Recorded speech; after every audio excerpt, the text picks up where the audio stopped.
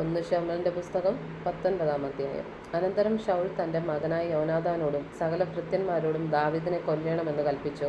എങ്കിലും ശൗലിന്റെ മകനായ യോനാഥാന് ദാവീദിനോട് വളരെ ഇഷ്ടമായിരുന്നതുകൊണ്ട് യോനാഥാൻ ദാവീദിനോട്, എന്റെ അപ്പനായ ശൗൽ നിന്നെ കൊല്ലുവാൻ നോക്കുന്നു. ആകയാൽ നീ രാവിലെ സൂക്ഷിച്ച് ഗൂഢമായൊരു സ്ഥലത്ത് ഒളിച്ചു പാർക്കാം. ഞാൻ പുറപ്പെട്ട് നീ ഇരിക്കുന്ന വയലിൽ എൻ്റെ അപ്പൻ്റെ അടുക്കൽ നിന്നെക്കുറിച്ച് എൻ്റെ അപ്പനോട് സംസാരിക്കും.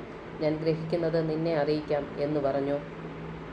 അങ്ങനെ യോനാഥാൻ തൻ്റെ അപ്പനായ ശൗലിനോട് ദാവീദിനെക്കുറിച്ച് ഗുണമായി സംസാരിച്ചു പറഞ്ഞത്, രാജാവ് തൻ്റെ ഭൃത്യനായ ദാവീദിനോട് ദോഷം ചെയ്യരുതേ. അവൻ നിന്നോട് ദോഷം ചെയ്തിട്ടില്ല. അവൻ്റെ പ്രവൃത്തികൾ നിനക്ക് ഏറ്റവും ഗുണകരമായി ഇരുന്നതേയുള്ളൂ.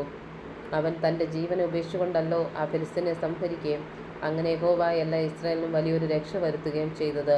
നീ അതുകൊണ്ട് സന്തോഷിച്ചു. ആകയാൽ നീ വെറുതെ ദാവീദിനെ കൊന്ന് കുറ്റമില്ലാത്ത രക്തം ചൊരിഞ്ഞ് പാപം ചെയ്യുന്നത് എന്തിന്? യോനാഥാന്റെ വാക്ക് കേട്ട് യഹോവയാണ് അവനെ കൊല്ലുകയില്ല എന്ന് ശൗൽ സത്യം ചെയ്തു. പിന്നെ യോനാഥാൻ ദാവീദിനെ വിളിച്ച് കാര്യമെല്ലാം അറിയിച്ചു. യോനാഥാൻ ദാവീദിനെ ശൗലിൻ്റെ അടുക്കൽ കൊണ്ടുവന്നു. അവൻ മുമ്പിലത്തെ പോലെ അവൻ്റെ സന്നിധിയിൽ നിൽക്കുകയും ചെയ്തു.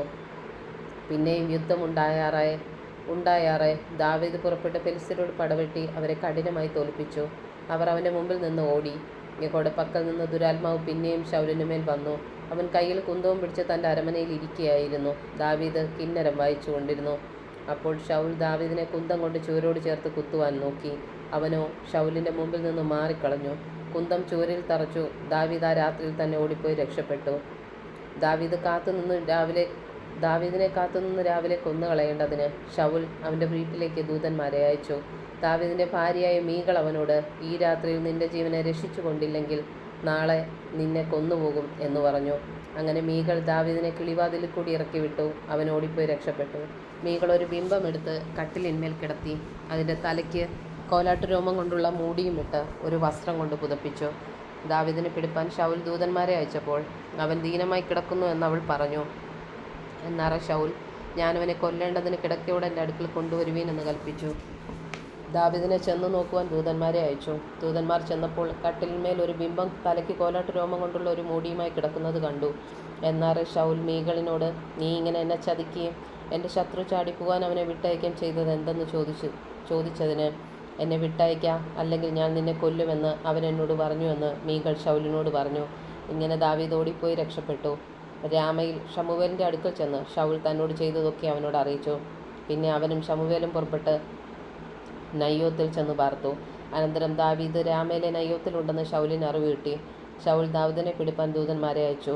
അവർ പ്രവാചക സംഘം പ്രവചിക്കുന്നതും ശമൂവേൽ അവരുടെ തലവനായി ഇരിക്കുന്നതും കണ്ടപ്പോൾ ദൈവത്തിൻ്റെ ആത്മാവ് ശൗലിൻ്റെ ദൂതന്മാരുടെ മേലും വന്നു. അവരും പ്രവചിച്ചു. ശൗൽ അതറിഞ്ഞപ്പോൾ വേറെ ദൂതന്മാരെ അയച്ചു. അവരും അങ്ങനെ തന്നെ പ്രവചിച്ചു. ശൗൽ പിന്നെ 3-ാം പ്രാവശ്യം ദൂതന്മാരെ അയച്ചു. അവരും പ്രവചിച്ചു. പിന്നെ അവൻ തന്നെ രാമയിലേക്ക് പോയി. സേക്കൂവിലെ വലിയ കിണറ്റിങ്കിലെത്തി. ശമൂവേലും ദാവീദും എവിടെയാകുന്നെന്ന് ചോദിച്ചു. അവർ രാമയിലെ നയ്യോത്തിലുണ്ടെന്ന് ഒരുത്തൻ പറഞ്ഞു. അങ്ങനെ അവൻ രാമയിലെ നയ്യോത്തിന് ചെന്നു. ദൈവത്തിൻ്റെ ആത്മാവ് അവൻ്റെ മേലും വന്നു. അവൻ രാമയിലെ നയ്യോത്തിലെത്തും വരെ പ്രവചിച്ചുകൊണ്ട് നടന്നു.